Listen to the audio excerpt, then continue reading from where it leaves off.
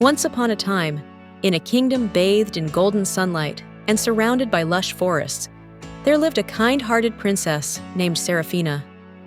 She was loved by all, not just for her beauty, but for her compassion toward every living creature. From the grandest of horses to the tiniest of insects, the princess saw value in all life.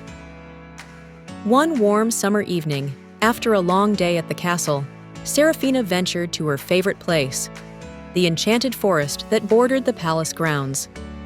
There, hidden deep within the woods, was a small pond. This pond shimmered with a magical glow, and it was said that wishes whispered to its waters under the light of the moon were carried to the stars above. Seraphina often came here to reflect, to dream, and to wish. But on this particular evening, something extraordinary happened. Keep's voice slightly mysterious. As she knelt by the water, she heard a croaky voice speak. "Good evening, princess."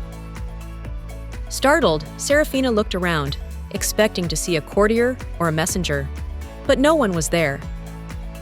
The voice came again, clearer this time. "Down here, Your Highness." She leaned closer to the water and saw, sitting on a lily pad, a small green frog with golden eyes. Did you speak to me?" she asked, her eyes wide with surprise. The frog nodded, a small smile forming on his face. "Indeed I did. I'm not an ordinary frog, Princess Seraphina. I was once a prince, cursed by a wicked sorceress. I have been trapped in this form for many years, waiting for someone with a pure heart to help me." The princess, ever curious, asked, "And how might I help you, dear frog?" With a deep sigh, the frog replied, "To break the curse, I must be kissed by a princess. Only then can I return to my true form."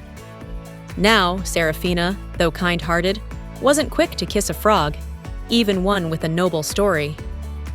She looked at him carefully, trying to discern if this was some sort of trick. But the frog's golden eyes shone with sincerity. "I will help you," she said at last, her voice soft but resolute.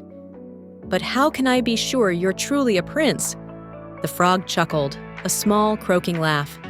"I have no proof to offer, only my word and a leap of faith." Seraphina considered this for a moment. She had always believed in the power of kindness and magic, but this seemed beyond even the tales she had heard as a child. Still, something in the frog's voice stirred her heart. Perhaps it was the honesty in his words, or perhaps it was the moonlit glow of the enchanted pond. Whatever the reason, she decided to trust him. With a gentle breath, Seraphina leaned down and placed a soft kiss on the frog's forehead. Pause for effect, and then, for a moment, nothing happened.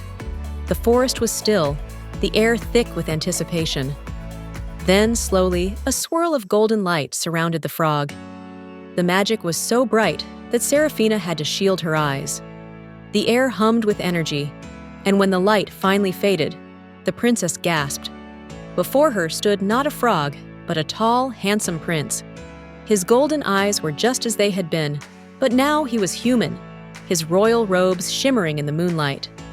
He smiled at her, full of gratitude and wonder. "Thank you, Princess Seraphina," the prince said, bowing deeply. "You have freed me from a life of loneliness and despair. My name is Prince Alaric, and I am forever in your debt." Seraphina smiled, her heart light and warm.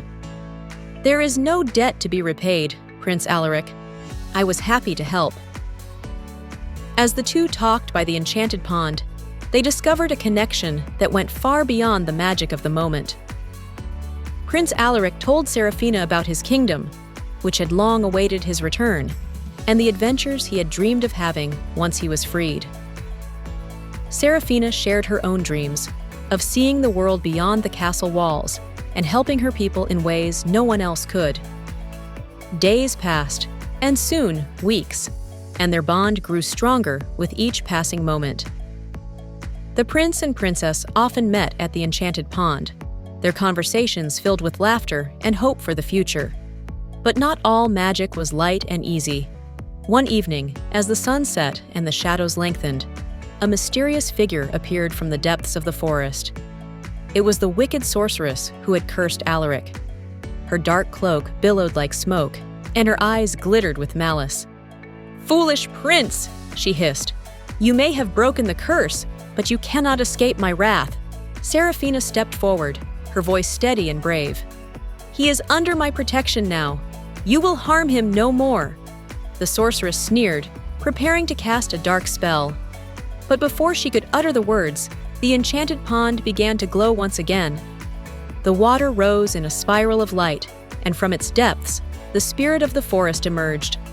A great shimmering figure of pure magic, the spirit's voice echoed through the trees. "The bond of true kindness and love is stronger than any curse," the spirit said, its voice filling the forest with a soft, calming power. "You shall not harm them." With a final flash of light, the sorceress disappeared, banished from the forest forever. Peace returned to the land, and the magic of the pond glowed brighter than ever before. Prince Alaric and Princess Seraphina knew then that they were meant to be together. Their love, born from an act of kindness, had grown into something magical and unbreakable. In time, the two were married in a grand celebration that united their kingdoms, and they ruled together with wisdom, compassion, and joy.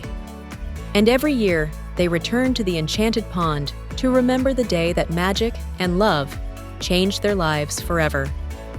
Softly, with a smile. And so, dear listener, the story of the Princess and the Frog comes to an end, but its magic lives on in every kind heart and in every leap of faith.